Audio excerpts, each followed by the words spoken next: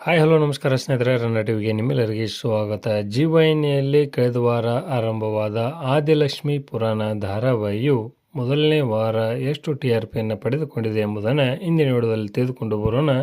ಮೊದಲ ಬಾರಿಗೆ ನಮ್ಮ ವಿಡಿಯೋ ನೋಡ್ತಿದ್ದರೆ ಉಚಿತವಾಗಿ ಸಬ್ಸ್ಕ್ರೈಬ್ ಮಾಡಿಕೊಳ್ಳಿ, ಪಕ್ಕದಲ್ಲಿರೋ ಬೆಲ್ ಐಕಾನ್ ಮೇಲೆ ಪ್ರೆಸ್ ಮಾಡಿ. ನೀವು ಸಹಿತ ಈ ಧಾರಾವಾಹಿಯನ್ನು ಇಷ್ಟಪಡುವುದಾದರೆ ಈ ವಿಡಿಯೋಗೆ ತಪ್ಪದೇ ಬಂದು ಲೈಕ್ ಮಾಡಿ. ಡಿಸೆಂಬರ್ 8ರಿಂದ ರಾತ್ರಿ 9 ಗಂಟೆಗೆ ಆರಂಭವಾಗಿದ್ದ ಆದಿಲಕ್ಷ್ಮಿ ಪುರಾಣ ಧಾರಾವಾಹಿಯು ಒಳ್ಳೆಯ ಓಪನಿಂಗ್ ಅನ್ನೇ ಪಡೆದುಕೊಂಡಿದೆ. ರಾತ್ರಿ 9 ಗಂಟೆಗೆ ಪ್ರಸಾರವಾಗುತ್ತಿರುವ ಈ ಧಾರಾವಾಹಿಯಲ್ಲಿ ರಾಜ್ನೀಶ್ ಅವರು ನಾಯಕರಾಗಿ ಮತ್ತು ಆಶಾ ಐನರ್ ಅವರು ನಾಯಕಿಯಾಗಿ ಕಾಣಿಸಿಕೊಂಡಿದ್ದಾರೆ.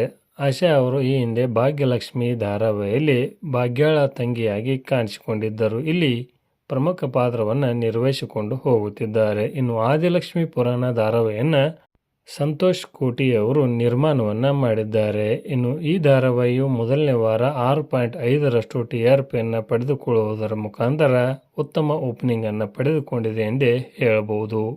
ಆದಿಲಕ್ಷ್ಮಿ ಪುರಾಣ ಧಾರಾವಾಹಿಗೆ ನೀವು 10ಕ್ಕೆ ಎಷ್ಟು ಅಂಕಗಳನ್ನು ನೀಡುತ್ತೀರಿ ಎಂಬುದನ್ನು ಕಮೆಂಟ್ ಬಾಕ್ಸಲ್ಲಿ ತಿಳಿಸಿ. ಧನ್ಯವಾದಗಳು. ನಮಸ್ಕಾರ. ಶುಭ ದಿನ.